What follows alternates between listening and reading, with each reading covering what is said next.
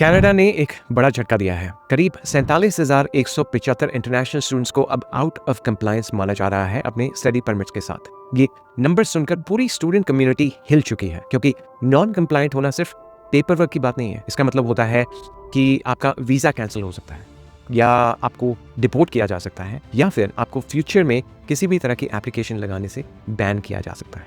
लेकिन पैनिक करने से पहले चलिए ये समझते हैं कि असल में ये क्या हो रहा है, क्यों हो रहा है और इसका असर स्टूडेंट्स पर कैसे पड़ेगा।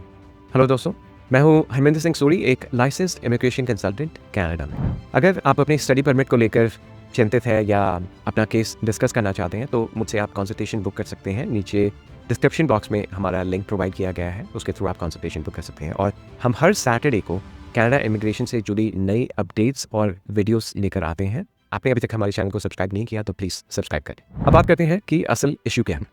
सोचिए, आपने अपना सपना पूरा किया, कनाडा पहुंच गए, स्टडी परमिट मिल गया, क्लासेस शुरू हो गई, सब कुछ सेट लग गया। लेकिन कुछ महीनों बाद आप प्रोग्राम बदल लेते हैं, या एक सेमेस्टर ऑफ ले लेते हैं, या फिर क्लासेस लेट ज्वाइन करते हैं, और अचानक इमिग्रेशन सिस्टम में आपका नाम दिखने लगता है as a non compliant student. यही हाल फिलहाल सरकार कर रही है इन कुछ 47,000 लोगों के साथ। लेकिन यहाँ एक बात समझना बहुत ज़रूरी है। पोटेंशियली नॉन कंप्लायंट का मतलब ये नहीं कि हर इंसान इस चीज़ में गलत है। इसका मतलब है कि स्कूल्स ने कुछ इरेगुलर स्टूडेंट्स को रिपोर्ट किया है और अब हर केस को रिव्यू किया जाएगा IRCC द्वारा। फिर भी ये एक बहुत बड़ी वेकअप कॉल है उन सब स्टूडेंट्स के लिए जिन्होंने ऐसा कुछ किया है, या तो स्कूल चेंज किया है, या क्लासेस मिस की हैं, या फिर उन्होंने डिले किया है अपने कोर्स को स्टार्ट करने में।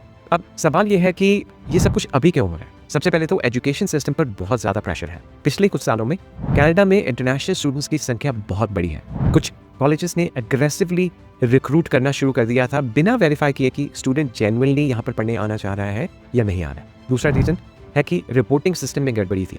स्कूल्स लेट या इनकम्प्लीट अपडेट्स भेज रहे थे। कभी स्टूडेंट ट्रांसफ़र पर होता था, और या फिर कभी लीव पर होता था, या ग्रेजुएट हो चुका था, लेकिन सिस्टम में वो नो शो दिखाया जाता था। स्प्रिंग 2024 में लगभग 50,000 स्टूडेंट्स को नो शो लेबल किया गया था स्कूल्स द्वारा। मतलब उन्होंने स्टडी परमिट लिया लेकिन एनरोल नहीं किया। इनमें से करीब 20,000 सिर्फ इंडिया से थे। तो हाँ, नंबर्स डराने वाले हैं, लेकिन ये किसी एक कंट्री की बात नहीं है, ये पूरे सिस्टम की बात है जो अब ओवरलोड हो चुका है। अब सीरियस पार्ट, इस सब का असर क्या होगा। तो जिन स्टूडेंट्स को फ्लैग किया गया है उनमें से सबके केसेस क्लियर नहीं होंगे। कुछ स्टूडेंट्स का स्टडी परमिट कैंसिल किया जा सकता है, कुछ लोगों को रिमूवल ऑर्डर मिल सकता है, और कुछ स्टूडेंट्स को बिल्कुल फ्यूचर एप्लीकेशन से बैन कर दिया जाए। इंस्टीट्यूशंस भी इस चीज़ से सेफ नहीं है। जो कॉलेजेस सही से रिपोर्ट नहीं कर रहे थे या हाई रिस्क एप्लीकेंट्स को एडमिट कर रहे थे, उन पर भी पेनल्टीज लग सकती हैं। यहाँ तक कि इंटरनेशनल स्टूडेंट्स को एनरोल करने की परमिशन भी खो सकते हैं ये पॉलिसीज। अगर आप ये सोच रहे हैं कि ये क्रैकडाउन अचानक हुआ है, तो नहीं। कनाडा में हाउसिंग शॉर्टेज है, हेल्थ केयर और इंफ्रास्ट्रक्चर पर भी प्रेशर है, और इंटरनेशनल स्टूडेंट्स की रैपिड ग्रोथ ने ये डिबेट को बढ़ा दिया है। अब गवर्नमेंट टाइट कंट्रोल चाहती है। तो हाँ, सिस्टम साफ हो रहा है, लेकिन सवाल यह है कि इसे एक्यूरेसी से किया जा रहा है या ब्लाइंडली। सबसे बड़ा सवाल यह है कि रिस्क में कौन है। जिन देशों से ये केसेस ज़्यादा रिपोर्ट हुए हैं, जैसे कि इंडिया, चाइना, नाइजीरिया और घाना, उनके स्टूडेंट्स को अब ज़्यादा स्क्रूटनी का सामना करना पड़ेगा।